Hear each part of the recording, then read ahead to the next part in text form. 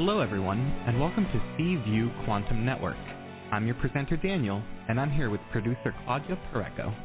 Our opening song features Reach for the Stars, from Cyclone's new album, Showtime, available on all music stores and platforms.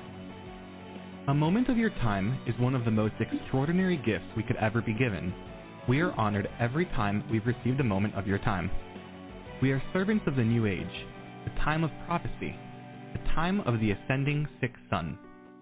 We are a platform for alchemists and multidimensional souls. We connect with many planes of reality and assist the awakening journey. We are pure light, transmitters of high vibrational light out into reality.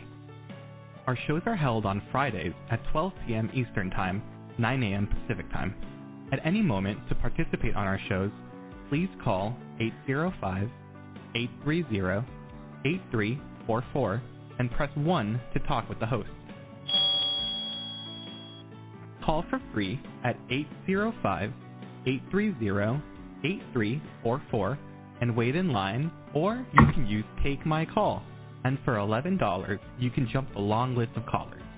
Do so at www.paypal.me/PURECO/11 and then please PM or email Claudia Pareco at cview1111@gmail.com and include the phone number you'll be using to call the show.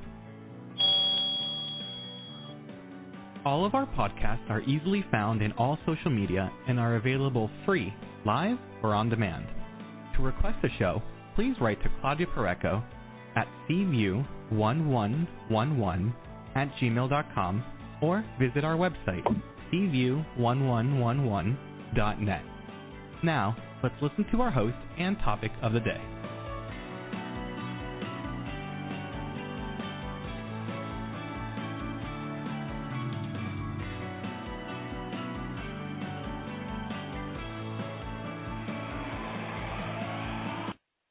Thank you, Danny, and welcome everybody to C-View 2022. Today, we are having Messages from Metatron study group with author Devi Nina Bingham. Remember, we meet the third Fridays of every month at 12 p.m. noon Eastern Time here on C-View. And I hope you will join us each month as we go together through the study group with Metatron and the author. If you're here listening to us, it's for a reason. Likely, your guides and angels brought you here. Now, let's introduce the author of Messages from Metatron, Devi Nina Bingham. But we call her Nina. She's an author, a life coach, a clinical hypnotherapist, and a sound therapist. Welcome to the show, Nina. Thank you, Claudia. Thank you so much.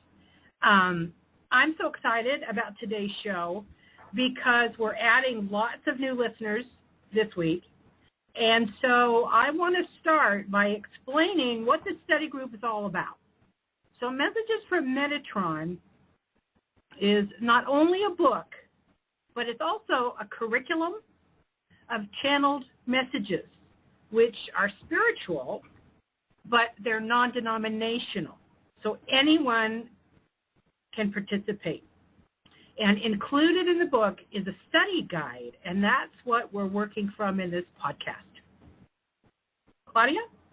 And thank you, Nina, for that introduction. So we have a very cool topic for us today, spirit guides and angels. Metatron explains we all have entities, guides, ancestors, angels, beings of light who support us, guide us, and surround us. We will be taking callers' questions and comments. Even if you haven't read the book, you can still participate in our study group, but it will be easier for you if you have the book. The ebook sells for $15 on Amazon, but Nina, our friend, is offering the ebook for free to C-View listeners only. To request your free copy, go to the C-View website, www.cview1111.net and go to Devi Nina's show page, and there's a form to request your free book. Thanks, Claudia. I would love to give everybody a free ebook, so I hope that you'll take just a minute and go get your free book. So let's begin our study of angels and spirit guides. Today we're going to do a couple things. We're going to define both spirit guides and angels because there are some big differences. And we're going to see what purpose each has in the world that we inhabit and on the other side. And we're going to look at the role that the spirit guides and the angels play in your life. So I hope that our listeners will call in today and participate with their questions and comments and even any stories that they have to share about encounters with these otherworldly beings. Claudia, if callers would like to talk with us, how do they do that? Well, they are in the switchboard, and all they have to do is press number 1. That means I'm ready for a question, and we will call your number or your name if I get them before. And you can ask your question or share your comment. Like, more than questions, we love sharing your story. I love hearing how is it for you that you hear your angels or your guides the first time that it happened. If you do something to allow that messages to come in, how easy or difficult it is to believe, right, Nina? Because like you had this guy, like the Metatron coming with you, and I'm sure at the beginning you were like, what? Yeah, absolutely. This was not something planned in my life. My life, since meeting the angels, since, they met me at birth, but, I met them later on in life, and since meeting them and letting them in my life, they've really changed the whole course of my life, and sometimes I think that's what we're afraid of. So let me give you just the telephone number if you'd like to talk with us or like to share your story. It's 805-830-8344 and press 1 to speak with us. Okay, so let's jump in now and talk a little bit about what Archangel Metatron says in these lessons, that the first main difference is between a spirit guide and an angel is that angelic beings haven't been human before, he says. He says only spirit guides have lived on Earth, have lived in incarnation. So spirit guides are humans that have died, but they decided not to reincarnate. And so instead, they decided to become spiritual guides to humans on Earth. So that's mainly the difference, that spirit guides have had an earthly incarnation, while angels have not. So that's the first big difference. Secondly, both guides and angels interact with us on a daily basis. But because our external senses, our eyes, our ears, don't pick them up, we don't ever suspect that we're being influenced by them. And Metatron says that there's an invisible realm all around us that we're not actively perceiving. And he says that if we're psychic, meaning that we can sense the spirit world, if we're clairvoyant, then we have our second and third chakras opened, which is the third eye and the throat chakra. So he says the throat chakra especially receives what he called downloads from higher dimensions. And so we've all heard about chakras. Most of us have. In the New Age movement, they became front and center. And I'd like to point out that this system of the chakras actually comes from the Hindus. The system of the chakras are our connection to the other side. And I would call them a conduit of prana or life force energy. And there are ancient scriptures, Hindu scriptures, that describe the body's chakras dating back some 10,000 years ago. So I would say of all spiritual technologies, if you will, that the chakras are the oldest. And so Metatron says about the chakras, quote, "You may be asking yourself, how does one open their chakras? And while the desire to see into the spirit realm is admirable, you have no power to affect a change in energy fields." So let me read that again. Quote, "You may be asking yourself, how does one open their chakras? While the desire to see into the spiritual realm is admirable, you have no power to affect a change in energy fields." And then he goes on to explain that because we live in a world of matter and the chakras are energetic,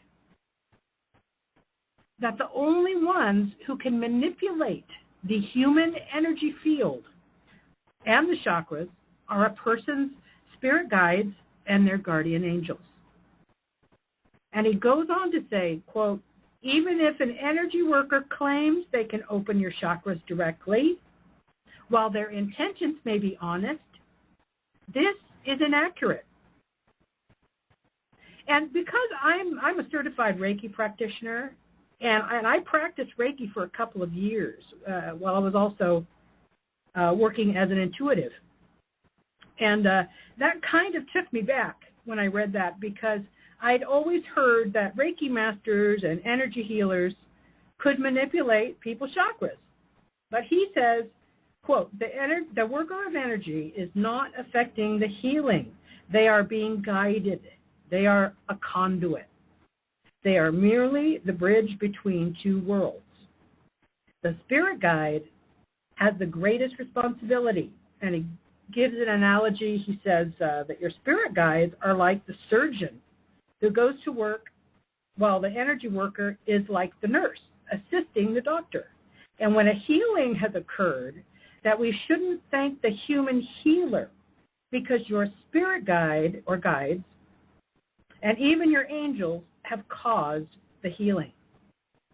So he's pointing out that we really should give credit where credit is due. And so I'm going to pause here and bring you in, Claudia, and any listeners who might care to join our discussion. Claudia, were you aware that it's the spirit guides and angels who heal rather than the energy workers themselves? Well, in a way I was, Nina, because I do some energy work as well. And, you know, at the beginning of every healing, you open space and you bring all the spirit realm around you, and you allow the light to come in, which is, it's coming from that realm, I guess, and to go through you. So that's what I think Metatron is referring to, is that it's this higher power that you allow to come through you that helps out in that moment. Because it is true, when the most fantastic healings that I have the witness of, and the ones that I have had myself, first, the ones that I have had myself, my healer has not been aware of what happened. Like I would be like, oh my God, I just had a huge transformation, and I would turn to see the healer, and the healer is like, oh yeah, what happened? And you're like, what? Where did you see? And the same, when I have, like, I remember one time I put my hands on a client, and the client jumped and turned at me and said, you just shocked me. And I was like, I did not. I just put my hands on top of it, but I did not feel that energy that he felt. So there was something else. There's always something else in there that your brain or my brain cannot explain. That magic, I call it that magic, that magnificent, that something that there's no words for it that happens when you are in a room with your client and yourself. Yes, it seems like what you're saying, and correct me if I'm wrong, but let's see if I understand what you're saying. I think I do, but let's just see if I really do. It sounds like what you're saying is there seems to be an invisible force at work. That's right. Mm-hmm. Yes, I'd agree from the energy healing sessions I've had as well, both, being the practitioner and the receiver. So let's press on to see what else Archangel Metatron says about angels and spirit guides. So far, we've learned that there's a difference between the two entities, and we've learned that spirit guides are exactly that. They're spirits who have committed to us to guide us through life's ups and downs. And Metatron emphasizes in this lesson how deeply and completely our guides are committed to us and how they see all that we go through.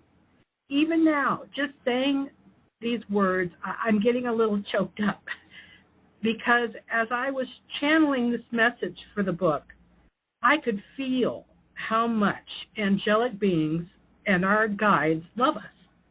It's not just that they care or that they're obligated to do a job for us, but how, as Metatron says, they are our BFF for life, is what he says. And I thought that was so cute that he used that phrase. They're our BFF for life. And he says we're all cared for more than we could ever imagine. And I think it's very comforting, isn't it, to know that we're not doing this alone. I wonder, Yeah, you're Claudia, right. Are you ever aware that your angel's around or that your spirit guides are involved? The first time that I personally had some glimpse of something else in my life, I was not expecting that one. So it was the first, I was probably around 18, 17, I was very upset. I had just a bad experience with my sister, and I was really upset and crying and devastated and feeling bad. And I heard this word saying in my mind. And the voice to me, I would describe it as a male, forceful, strong voice, even though it was inside of your head. So it's hard to explain when it happens to you. But that voice said to me, nothing can destroy you but yourself. Oh, and to me, it changed the whole thing, because from that moment on, I would not allow myself to be a victim anymore. I said, no, that's right. Only if I believe the words she said, I would be the victim, and I would be the truth of what she's saying. It is on me.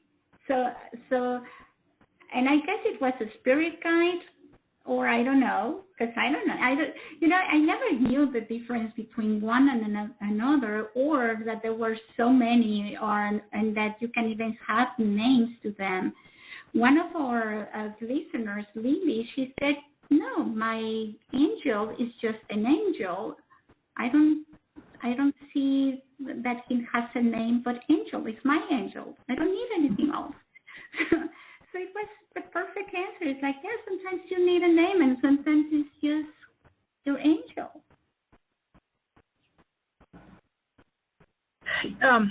I'm really struck by what your angel said to you. Can you repeat that again? I thought that was so good. He said, and I love it. He says, nothing can destroy you but yourself. Nothing can destroy you but yourself. Yes. Wow. That's really powerful. And how old were you? Around 17, probably. Okay. 16, 17. And you know what? Pretty young. In knowing you all these years, I know for certain and for sure that you are the furthest thing from a victim. You really learned that lesson. Yeah, and I'm very appreciative because you're right. When that happened, it was before I even went from my first sexual experience and all of that. And that helped me a lot to leave all of those things that sometimes mark you for life, not allowing me to be hurt, deeply hurt. I would just see it like, okay, it didn't happen and that's it. But I would not allow me to be hurt or to be destroyed is the word. Mm-hmm. And at that time, when you said you were 17, at that time, do you feel that you were highly evolved spiritually by that age, or had you not really spiritually fully developed yet? That's a hard question. I knew I was weird. I was different. But I would not have had the consciousness of labeling me. I was just very different from my peers and from the beliefs of the people around me. But I never knew why or questioned. Yeah, so it sounds like you wouldn't have necessarily labeled yourself as a spiritual person at that point, although you were very different. But I guess what I want to bring out here is that the angels and guides can speak to whomever they want to. I've had many people ask me, well, Nina, you hear from the angels. I've never heard from my angel. I've never heard the voice of my angel. I've never heard a spirit guide talk to me. So is it because you're spiritual and I'm not? And I laugh at that because I think angels and spirit guides will talk to whomever they want to talk to. These are very powerful, communicative beings, and they are not worried if you're spiritual or not spiritual. If they have something to say to you, they're going to say it. And I think it's just a matter of tuning in. It's simply a matter of learning to tune in. So let's focus now on angels and understand their powers and their place in the world and our lives. Angels are depicted in art as these chubby cherubs who float around on clouds.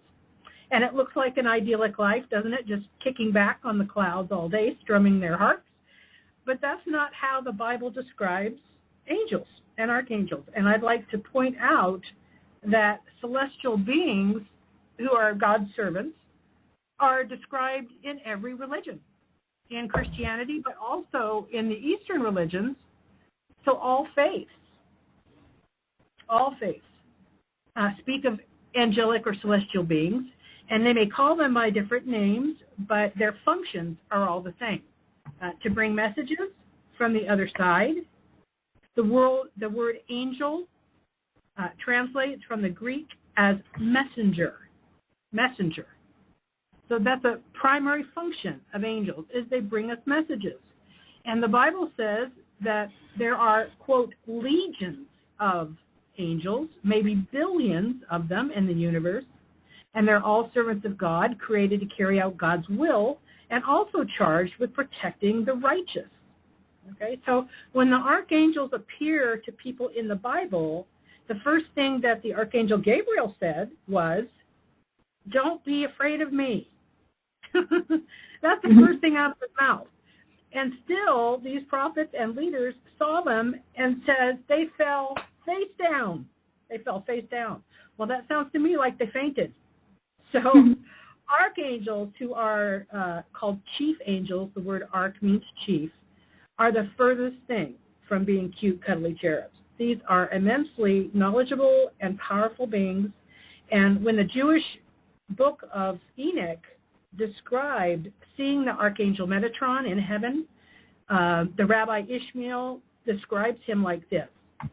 Well, Genesis says this, quote, "And Enoch walked with God, and then he was not, for God took him." Okay, Enoch turned into Metatron. This is what the Bible says. And this is here. Now listen to this description of Metatron. Okay, quote, "This Enoch, whose flesh was turned to flame, whose veins turned to fire, his eyelashes to flashes of lightning, his eyeballs to flaming torches, and whom God placed on the throne next to the throne of glory, received after his heavenly transformation the name Metatron." So you're getting a picture right now of what real archangels are like. And having channeled this book And having channeled the next book, which are 10 archangels, teaching us how to live an inspired life, I can tell you that archangels are very selective about giving messages to humans. Archangels are, because of their incredible high vibration and their overwhelming power, that they often will send the message or the task to be performed assign it to lower angels. And by that I mean the word archangel means angel chief. So they command legions of angels. The angel hierarchy is set up a lot like our military. When the president needs something done, he gives the commander, and he gives the command, and his generals, his commanders, order their soldiers to act. So the angelic world is set up in this way. The archangels are the highest generals. Okay, so, and then they give the orders a lot of times to be carried out to the soldiers, the foot soldiers, and those are the angels. Okay, so let me take a breath here and get some feedback or answer some questions from our audience. Claudia, would you care to comment? Yeah, let's bring caller 770, see what she wants. She wants to comment. 770, can I have your first name? Hi, my name is Maddie. Maddie, so what? Hi, Maddie. Hi, what do how you are have you? to comment on that? Great. You doing? You want me to ask questions about angels or personal questions? Because I really didn't listen through the whole beginning of it. I've been That's okay. multitasking. You can answer. You can you can ask any question you're interested in. Okay. We'll Any questions field it. I'm interested in? Okay. My question is,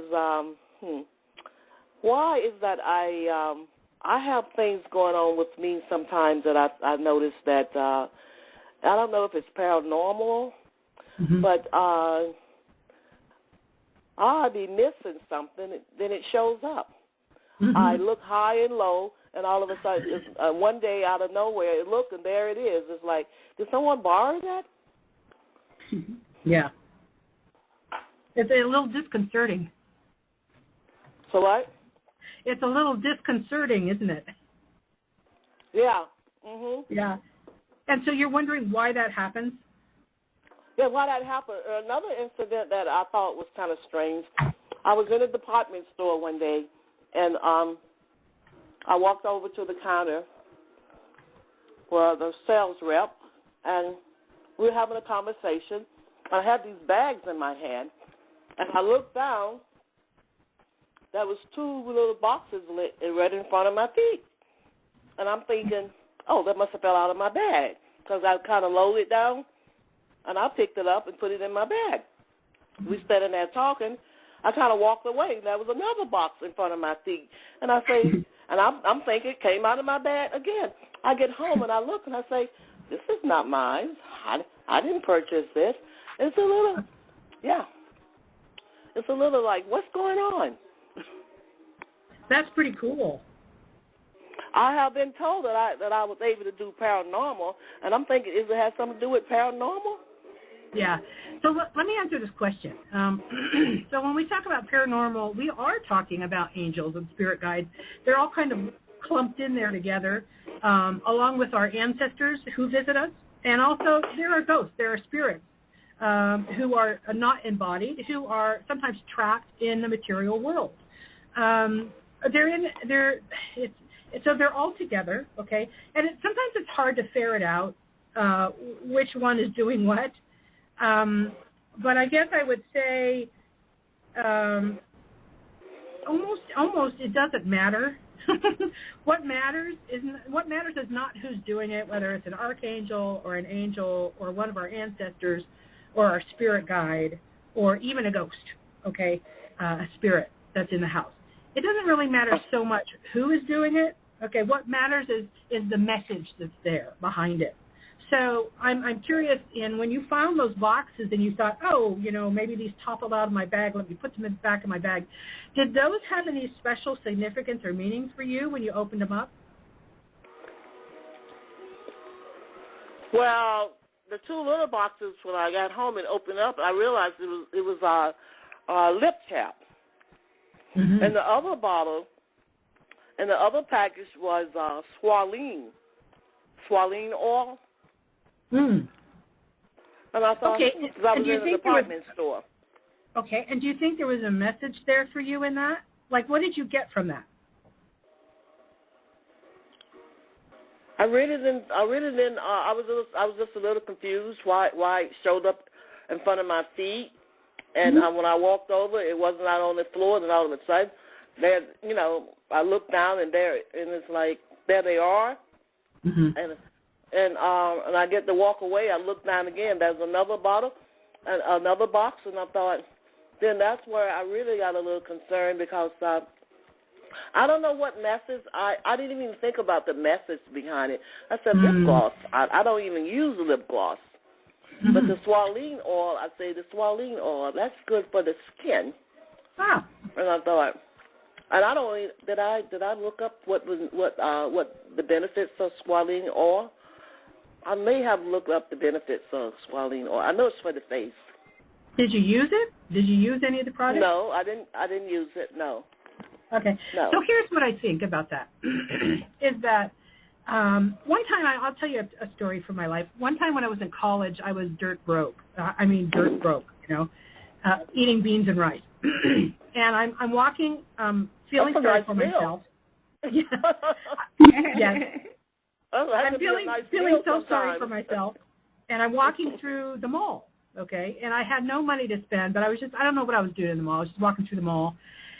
Probably there to see a friend or something, and I hear this beeping, and I look over, and it's an ATM at a bank, and it's beeping, and I thought, no, this can't be right, and so I go over there, and there's a stack of $20 bills there. I mean, just sitting there, and there was no one around, no one, and I'm telling you, I didn't have 2 pennies to rub together. I mean, I had no money, and I thought, this is crazy, and there wasn't even any. There wasn't even a receipt, so it wasn't like I could, see if somebody's But the account machine number. just released those 20 stacks for you, and it got your attention by beeping. Well, I don't know. That's what I kind of thought. That's what I wanted to think, right? And so I thought, but, my mom raised an honest kid, and I thought, this could be somebody's rent, or this could be, you never know, this could be for their child, or this could be the grocery money, And so I took it out, and I looked around, and there was no one. And I thought, who on earth would leave a stack of money like this? And so I returned it. I tell you, I went and sat on the bench before I returned it, though. Believe me, I thought about it. I thought about it a few moments because I knew. It's like I came across a pair brand new sneakers in a box that I was in a restaurant eating, and then the box was. I kind of glanced over at the bag while I was sitting there, but I never really focused in on it. And, sitting there eating, and when we were leaving, I decided to see what's in this bag. It was a brand new box, a brand new sneakers. Someone had walked away and left it in the chair. So I thought, should I keep it or should I keep these sneakers? They're not my size, but I can always give them away to someone else. Yeah. But I took them to the lost and found. I didn't want them. Well, you did the right thing. And so I wanted to do the right thing. And so I took it back to the bank, and I gave it back. And they were shocked. They were absolutely shocked. They said, there aren't people that do this anymore. I said, well, it could be somebody's grocery money, or rent money, because it was at the first of the month. So I went home, and I was kind of feeling like rats, kicking rocks. That's a bummer. I didn't get to keep any of that.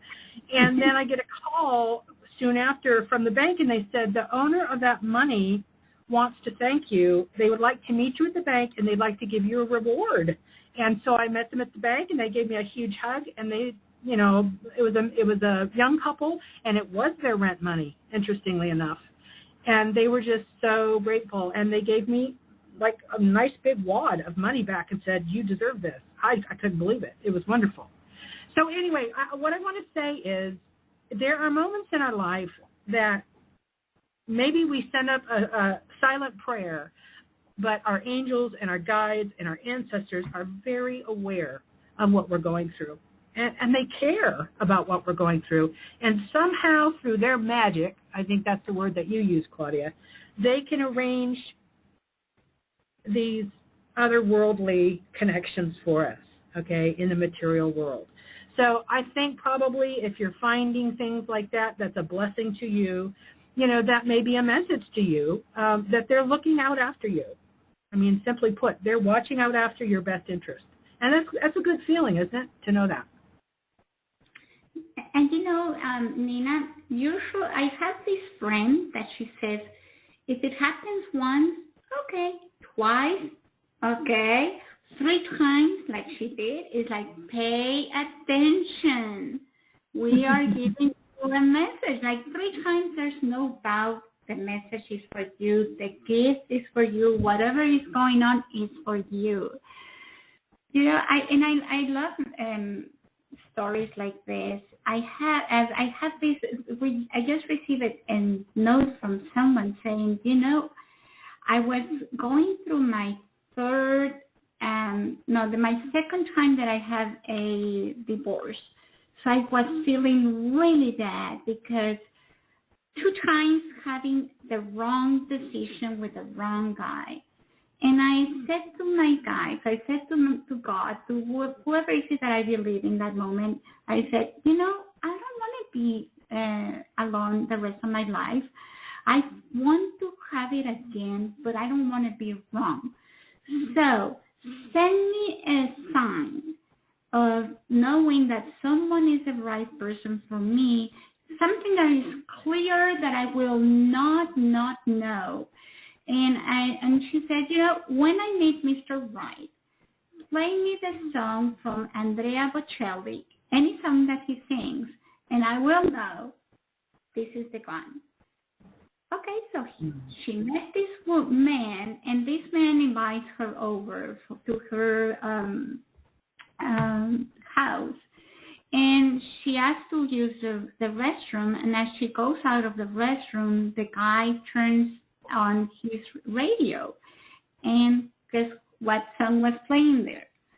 One of Andrea Bocelli's, and they got married, and then she's really happy. So they can be as clear as you want as well. What do you think, Nina? Yeah, you know, one thing I want to bring out here in our discussion is that Metatron makes it clear in the book that angels consider themselves our servants. You know, they are fierce, powerful beings, but they respect us, and they consider themselves our servants. And so I think when these kind of supernatural interventions happen in our lives, it's because they're doing their job. They're doing their job. They are looking out after us. But they were never in human form from birth, and they don't reincarnate. So because we have taken a body, we have incarnated, they respect us for that, really respect us for that, because it's tough work to come down here, isn't it? So they are eternal beings with no expiration date. And now that we understand the purpose and function of spirit guides and angels, I'd like to tell you some stories from my childhood that I think you guys are going to find interesting. I'd like to say, too, that Jesus said that we all have guardian angels, every one of us. That's in the Bible. And I know in childhood, all my life, I've kept my angels very, very busy. And when I get to the other side, I look forward to thanking them for all the times known and unknown to me that they protected and that they came to my rescue. And here I am. I'm tearing up again. I'm going to tell you a couple stories in which an angel intervened to save my life, but there's been actually 5 times that an unexplainable event occurred that I believe was the result of an angelic intervention. So I'll speed through these as fast as I can because I'd like to hear from our audience any stories they have of experiences with angels or spirit guides.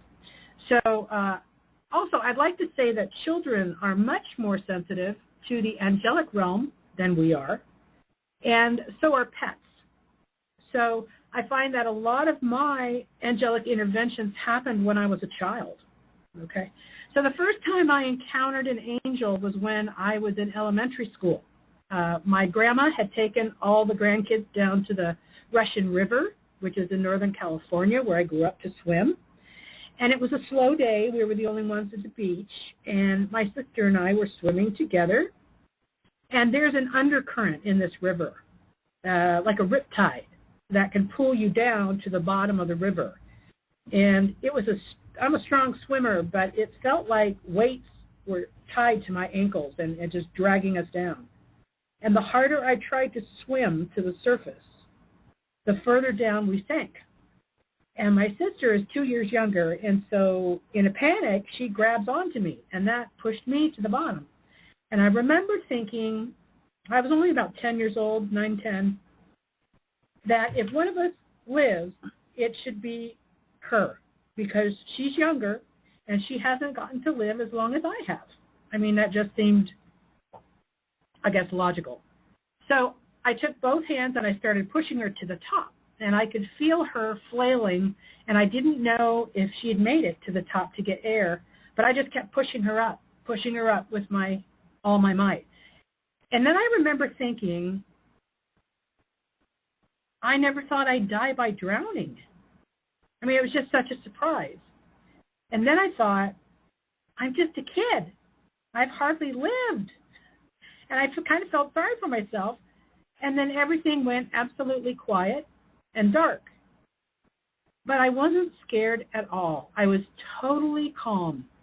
And my last thought was, okay, I'm going to breathe in water now. Here we go. And after that thought, it's like I saw my short life flash in front of my eyes.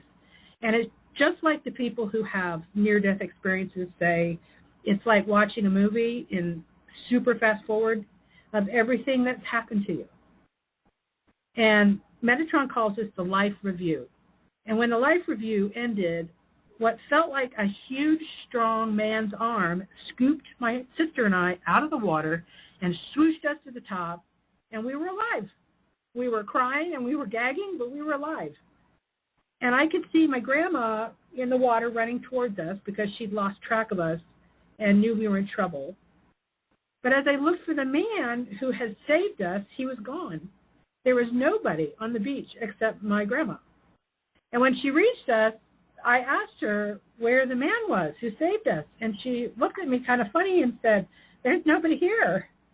And I tried to tell her that a giant, strong arm had rescued us, but I think she thought that I'd swallowed too much water.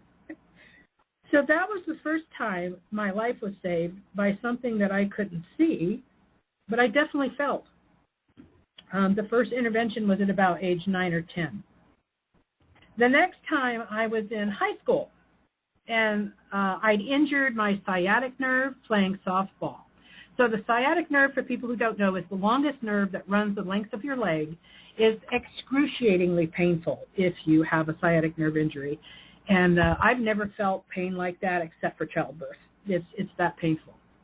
And my mom picked me up from the school to take me to the doctor's, where I was given some pain medication and I was sent home on bed rest. And before I went to sleep that night, I prayed. And I said, God, I just begged. I was in so much pain. I said, God, you've got to do something. I can't take this. I can't take this. I'll kill myself. I remember saying that. And that night, it was about 2 or 3 in the morning, I woke up. And there was a brilliant white light flooding my doorway, coming in through the door. It was so bright that I couldn't look at it. I had to look down. It was dazzlingly white, the purest white. And because I was half asleep, my thought was, well, who left all the lights on? My mom was a single mom who always reminded us to turn off the lights. And since I was the oldest, I thought, well, gosh, I better get up because my siblings left the lights on, and if Mom finds out, man, she's going to be mad. So I tried to move, and then that pain shot up my leg again. And then a calm, soothing voice came into my head, and this voice I know very well now as Metatron. And he said, go back to sleep. Don't worry. Just go back to sleep. And it was like, you know, when you tell your kid who has a bad dream, you put them back in bed and you pat their head and you say, go back to sleep, and then they fall asleep. That's what happened. And so his voice lulled me right back to sleep. But before I got back to sleep, I noticed something really peculiar. I noticed that there were no shadows on the wall. Now, normally, shadows from the living room furniture were on the wall, but this light didn't cast any shadows. And I remember thinking, why aren't there shadows? That is impossible. That's impossible. But there's always been shadows. And so when I woke up in the morning, I sat up and noticed that the pain in my leg was gone. And I remembered the strange white light in my doorway and how it didn't cast any shadows. And it occurred to me that maybe it was an angel that came into my head. And so I carefully got out of bed and I stood and I was fine, and I walked and I was fine, and there was no pain at all. It was gone. And I'd been healed. And I ran to my mom's bed and I woke her up on a Saturday morning. She was a single mom, you know. I'm waking her up, and the only time she gets to sleep in. And I told her about this bright white light and the soothing voice and, you know, how there was no shadow on the wall from this light. I was leaping around her bedroom, you know, showing her I'd been healed. And anyone who knows about sciatica knows they don't heal overnight. In fact, the doctor said that I'd need to quit softball team and that it'd be months if it ever healed, is actually what he said. So I've got more stories like this. I've kept my angels very busy. Claudia, I want to stop here though and ask, have you ever experienced an angelic intervention or had an encounter with an angel or a spirit guide? Or I wonder if our listeners would like to share. Yeah, I'm going to share one Stephanie wrote about one of the interventions when the first time that she learned about her spirit guide, whom she has constant conversation. She says, one night I was laying in bed and I was going through all these questions and answers that I usually go when I feel frustrated or when I would ask myself, how can I improve this situation? And usually when I would ask my questions, I would go through the answers and following my own truth, or many times I will just answer my own questions and move on to the next. This time was different though. As I was asking more questions, the answers were coming faster and faster, one after the other, until very suddenly the answers was being told to me before I could even finish the question. It scared me because I know someone or something was inside of me, talking to me. My brain could not answer that fast. The answers were so full of wisdom and love. I knew they didn't come from me. I asked who was there, and a face appeared to me in my mind. He was a young man with dark curly hair and a short beard. He had a warm smile and said, "My name is Traglapian." Wow, that's powerful. It is powerful. Now let's bring caller 845 to the show and see what they have to say. Caller 845, can I have your first name? Hello, can I have your first name? Yes, how are you? My name is Maria. I call from New York. And Maria, you have something to share? Yes, please. I got a question. You see me as going to travel by August, September over in Italy, buy a property over there near the water, please? So I guess her question is that if you see her traveling in September to Italy, do you see that, Debbie? Okay, so let me ask, does the caller want me to sort of tap into the angelic realm and ask her guardian angel and her guides if she should go to Italy in the fall? Yes. It's buy a property over there. Okay, let me take a minute and tune in. So hang on just a minute, my dear friend. Hold on.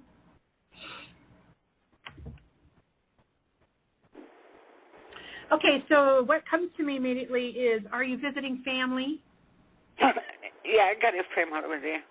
Yeah, so the immediate answer was yes, you should definitely go, and yes, you should go and see your family. that there's a family member who needs you. And I suspect it's either your mother or your father, and I think it's your mother. Does that make sense to you? It's nice. I bring her flowers over there, sure. Okay, so that makes sense? Yes. Okay. Yeah, I think that it's almost like I get a very urgent sense that the time is now. The time is now, and that you should go, and that your family needs you to go. Yes. And Absolutely. I guess, Nina, if this is a message from the angels, that everything will go so she can go. Okay, Yeah. so now let's go to caller 203-522. Welcome to studio. Can I have your first name and what is your comment or question? Hi, thank you. My name's Pat. I do have a question, but I'll tell you quickly an odd story, which in a way doesn't fit but does. 2 weeks before, my son had an accident, a very bad accident, and then actually died twice from the anesthesia, but is alive, thank God. 2 weeks before, one night I saw a UFO. I'd never seen a UFO before. I was driving home. I woke my son up, made him come out with me to be a witness to confirm what I was seeing was real. And then for 2 weeks on, every night when I'd walk my dog, I would see lights in the sky and then shoot way across. And then my son had an accident. I feel like they came. They couldn't really warn me, but they were there. And after his accident, they were gone. So that's my story. I have a lot, but that was an interesting one and still sort of unexplained to me. And my question is could be very general. I'm very worried about my son. I'm praying every day. I'm not sure if I'm not going to do a specific prayer, how to do a general prayer. I've been praying to Archangel Michael. Mm-hmm. And my father's been coming through. He's always come through on and off for my son, for his grandson. Is he a spirit guide? If it's a family member that's passed but comes through, is that just a family member or is that a spirit guide? That's a great question. I don't know if you said it's your father who has come through. Yeah. Yeah, I don't know if he has volunteered to be a spirit guide for you or your family. I don't know. That would be a question for him. But our ancestors definitely can be our spirit guides. I mean, and, ancestors can, after they get to the other side, if they're not interested in incarnating in a body immediately, they want to do a little work for themselves on the other side, or they want to use their time and energies and love to, protect us, guide us, comfort us. Then they can certainly do that. And, they can be a spirit guide for us for a short time. Like I had a daughter that passed in 2013, and I didn't hear from her for about a year. I didn't get any messages at all from her for about a year, which is a little disconcerting.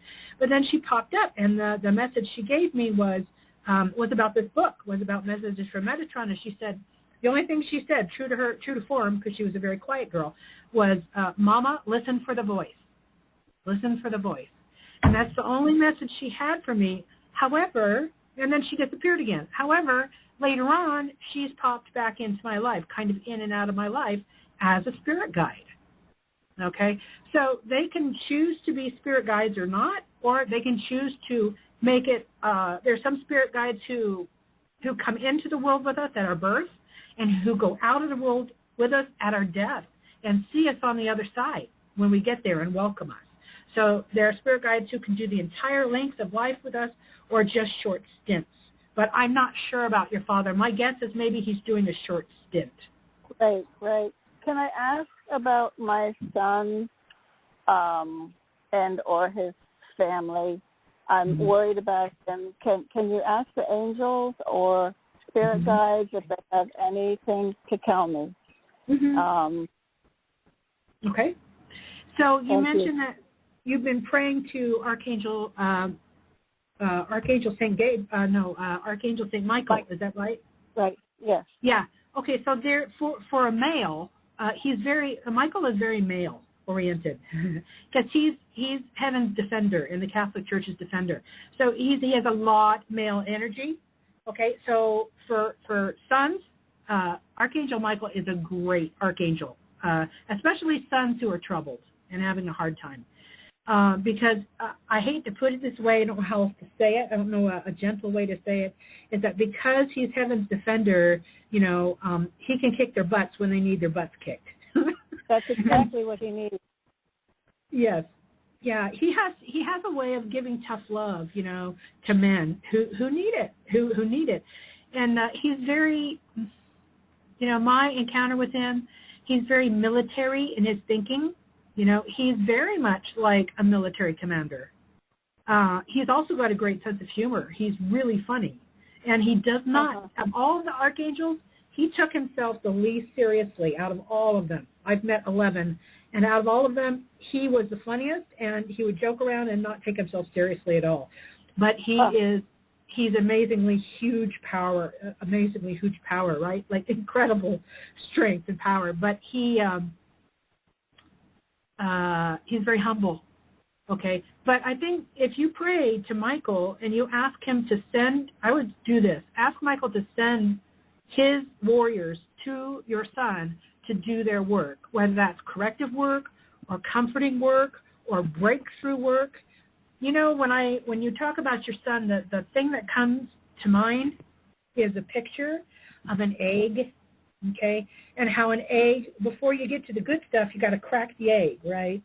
And your son, there's some good stuff in there, okay? There's some good stuff that was there as a boy. It's still there. It may not look like it at times, but inside of him, there's a very hurt little boy. Yeah, that's what I get, and I'm not placing the blame there for anyone except for him, because as adults, whose responsibility is it to look for the healing? It's ours, isn't it? And so it's time for you to pray that his egg gets cracked. And I think the very archangel to ask for that is Michael, who you've been praying to, so I think you're right on there. And just ask Michael to send those angels to crack that egg, to get in there so that he can be open again. He's closed down. Yeah. So that he can be open again, he can become a spiritual person again, he can become enlivened. It's almost like I get that his spirit has died. Yeah. A terrible death. And so I just pray that the Archangel Michael with you, because, if you ask believing, two of you ask believing, it's hugely powerful. So we're just going right now, and even our audience, you just intend to Archangel Michael this prayer, that your son, and with all the listeners we ask with all of our might, Archangel Michael, that you go to her son, you put your strong arms around him, you crack the egg, okay? We ask that you protect him from harm so that he doesn't hurt himself or anybody else, so that he's protected, but that you get through that tough exterior and that his heart would be healed. Okay. Thank you, Archangel Michael. Thank you, sweetheart. That's a wonderful prayer. That's perfect. It really is. I want to thank you very, very much. Thank you. So we have reached the end of today's show. It was a beautiful one, and we are continuing with the conversation of Messages from Metatron.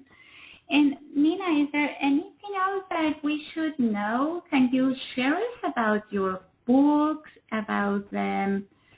And we're coming back. I'm sorry, before we leave, next month we are not going to be live and on vacation, actually. So we're going to come back in August for another lesson on the topic of the human experiment and soul work. I don't know what it is. I haven't read the chapter, but it sounds so enticing. So write to Nina or go to CView1111.net, go to Devi Nina Bingham page, ask for your copy of your book. It's only free for listeners like yourself. Or private message me on Facebook, private message Nina on Facebook, but get it out. And anything else?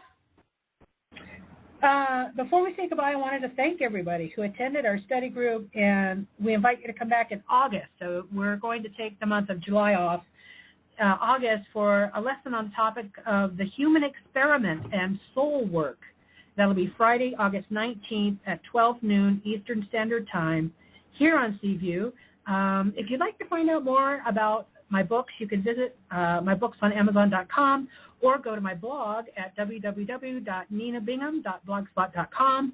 I'd also like to mention that I published a final Archangel books in the series, 10 Archangels Teach You How to Live an Inspired Life, and Archangel Raphael's Big Book of Healing. So please check those out on Amazon.com. Thanks, everybody, and may your angels and spirit guides be with you. And thank you for calling our show, everybody. Goodbye.